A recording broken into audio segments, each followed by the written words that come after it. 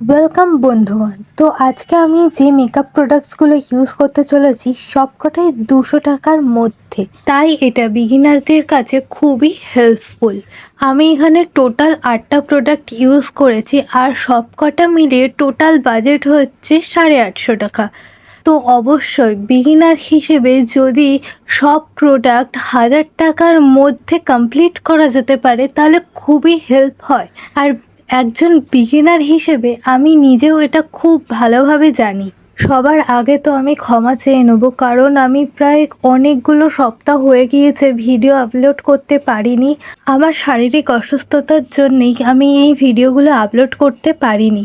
হ্যাঁ, এই এত গরমেই আমি জ্বর বাঁধিয়ে বসেছিলাম, তো আমার সেই জ্বরটা সারতে অনেক দিন সময় লেগে গিয়েছে। তারপরে আমি এই ভিডিওটা আপলোড করছি। এই ভিডিওটা আমি করেছিলাম যখন ঠিক আমার ঠান্ডা লেগেছিল, মানে জ্বর হওয়ার কয়েক ঘন্টা আগে বসে আমি এই ভিডিওটা বানিয়েছিলাম, আর ঠিক রাতের বেলাতেই আমার জ্বর চলে এসেছে। মেকআপ করার আগে আমি স্কিনটাকে প্রিপেয়ার করে নেব, আর তার জন্য আমি এখানে প্রাইমারের বদলে নর্মাল ক্রিম আর সানস্ক্রিন অ্যাপ্লাই করেছি। সানস্ক্রিন গ্রিপিংয়ের জন্য খুবই ভালো, আর এটা একটা ডিউই ফিনিশ দেয়।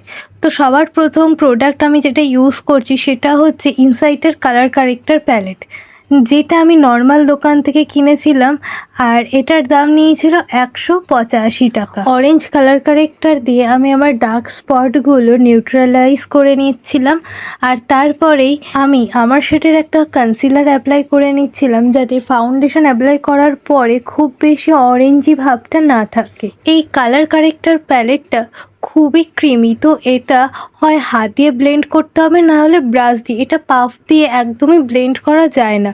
তো আমি এখানে হাত দিয়ে ব্লেন্ড করে নিচ্ছিলাম, কারণ আমার কাছে কনসিলার ব্লেন্ড করার মতো কোনো ব্রাশ ছিল না। আর নিজের শেডের কনসিলারটা একেবারে অরেঞ্জ কালার কারেক্টারের ওপরে দেওয়া যাবে না, তাকে একটু বাইরের দিকে দিয়ে তারপরে আস্তে আস্তে ব্লেন্ড করতে করতে ভিতরের দিকে নিয়ে যাবে। আর যদি ডিরেক্ট ওপরে দেওয়া হয় তাহলে খুব বেশি অরেঞ্জি হয়ে যাবে, তো আমি সেটা একদমই চাই না। এটা ব্লেন্ড করার পরে তোমরা তফাৎটা নিজেরাই দেখতে পাচ্ছ, অরেঞ্জ ভাবটা নেই আর একটা হাইলাইটিং এফেক্টও চলে এসেছে। তারপরে আমি আমার শেষ হয়ে যাওয়া ফাউন্ডেশন থেকে ঝেড়ে ঝুড়ে ফাউন্ডেশন বের করে নিয়ে অ্যাপ্লাই করে নিচ্ছি।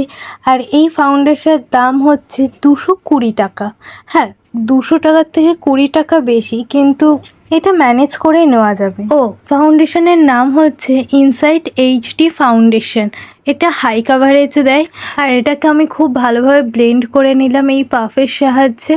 আর আমার এত ভুলে যাওয়ার স্বভাব যে আমি কপালের ওখানে ব্লেন্ড করিনি, সেটা আমি তখন দেখিইনি, আমি পরে গিয়ে দেখতে পাচ্ছি ভিডিওটা এডিট করার সময়। তো যাই হোক, আর কি করা যাবে। তারপরে অবশ্যই গলাতে ফাউন্ডেশন দিয়ে নিতে হবে, না হলে গলা আর মুখ দুটো আলাদা হয়ে যাবে। আর তোমরা এখানে ডিফারেন্সটা নিজেরাই দেখে নাও কতটা হাইলাইটিং লাগছে আমার মুখটা।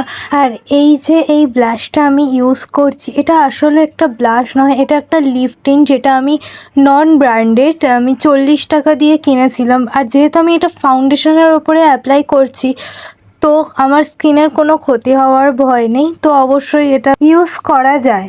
আর আমি সত্যিই ভুলাক্কার, কারণ আমি এখানে একটা জিনিস আনতে ভুলে গিয়েছিলাম, তো আমি সেটাই আবার গিয়ে নিয়ে এসেছি।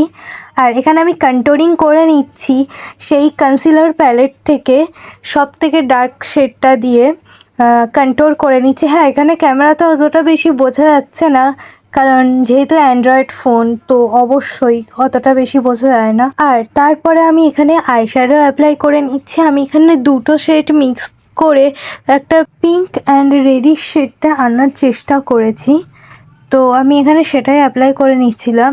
আর এই যে আইশ্যাডো প্যালেটটা, এটা আমি ফ্লিপকার্ট থেকে নিয়েছিলাম। এটা আমার দাম পড়েছিল 120 টাকা। তো আমি সেটা থেকে আইশ্যাডো অ্যাপ্লাই করছি। ইনার কর্নারে আমি একটা শিমার আইশ্যাডো অ্যাপ্লাই করে নিয়েছিলাম। শিমার আইশ্যাডো দিয়েই আমি হাইলাইটিংও করে নিচ্ছিলাম। আইব্রোর নিচে শিমার আইশ্যাডো দিলে আইব্রো আরও বেশি শার্প মনে হয়, তো আমি সেটাই করে নিলাম। আর এখানে আমি হাইলাইটার ইউজ করেছি, কিন্তু আমি গালে বা চিক্সে ইউজ করতে ভুলে গিয়েছিলাম। আর তারপরে এই আইব্রো ব্রাশ দিয়ে আমি আইব্রোটা একটু সেট করে নিলাম। আমি কোনো আইব্রো জেল ইউজ করি না। তারপরে আমি এখানে আইলাইনার ইউজ করছিলাম, যেটা হলো ইনসাইটের, আর এটার দাম মাত্র 60 টাকা। সত্যি কথা বলতে আমি ইনসাইটের খুবই বড় ফ্যান, কারণ আমার সত্যি ইনসাইটের জিনিসগুলোকে খুবই ভালো লাগে। তোমরাও একবার ইউজ করে দেখতে পারো। আর এখানে আমি এরকম রিয়াকশান দিলাম কারণ আমি আইলাইনারটা পরেছিলাম কিন্তু দুটো চোখে সেম হয়নি, তো আমি আবার মুছে আবার অ্যাপ্লাই করেছি। তারপরে আমি আইলাইনার দিয়েই একটা ছোট টিপ আঁকিয়ে নিলাম। এখানে আমি টোটালি মাস্কারা অ্যাপ্লাই করার কথা ভুলে গিয়েছি, আমি ডিরেক্ট লিপস্টিক অ্যাপ্লাই করতে চলে এসেছি। প্রথমেই এই মার্সের লিপ লাইনারটা, যেটা হচ্ছে 60 টাকা। আর আমি এখানে একটা নন ব্র্যান্ডেড লিপস্টিক ইউজ করছি, কিন্তু তোমরা চাইলে অন্য মানে ইনসাইটের লিপস্টিকও ইউজ করতে পারো, যেটার দাম হবে অ্যারাউন্ড 150। আর এই যে এখানেই আমার মনে পড়েছে যে আমি হাইলাইটার অ্যাপ্লাই করিনি, তো আমি তারপরে হাইলাইটার অ্যাপ্লাই করে নিলাম আর তারপরে মাস্কারাটাও অ্যাপ্লাই করে নিচ্ছি। এই মাস্কারাটা হচ্ছে ব্লু হেভেনের, যেটা হচ্ছে 50 টাকা নিয়েছে।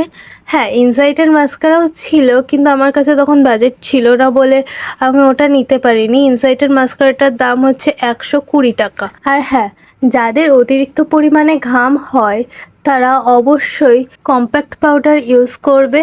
হ্যাঁ, সেটা ইনসাইটের থেকেই পেয়ে যাবে, যেটার দাম 150 টাকা। আমার একটা ফ্রেন্ড কিনেছে, তো আমি জানি। আর আমি খুব একটা বেশি পাউডার ইউজ করি না, কারণ সেই পাউডারটা ইউজ করলে ডিউই ফিনিশটা পাবো না, তাই আমি পাউডারটা স্কিপই করি। তোমরা চাইলে অবশ্যই অ্যাপ্লাই করতে পারো। আমি এই মেকআপটাতে এই প্রোডাক্টগুলো ইউজ করেছি।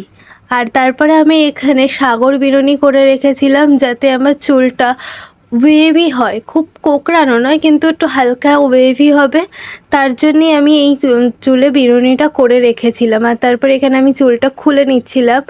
চুলটা খোলার পরে তোমরা নিজেরাই দেখতে পাবে যে চুলটা কতটা ফ্লাপি এবং ওয়েভি হয়ে গিয়েছে।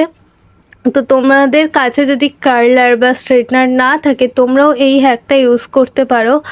আর সিরাম অবশ্যই ইউজ করে নেবে। আমার কাছে সিরামটা ছিল না বলে আমি ইউজ করিনি, আমি জাস্ট হাত দিয়ে কম্ব করে নিয়েছিলাম, কারণ এখানে চিরুনি ইউজ করলে আরও বেশি চুলটা ফ্রিজি হয়ে যাবে, তো আমি চিরুনি ইউজ করিনি।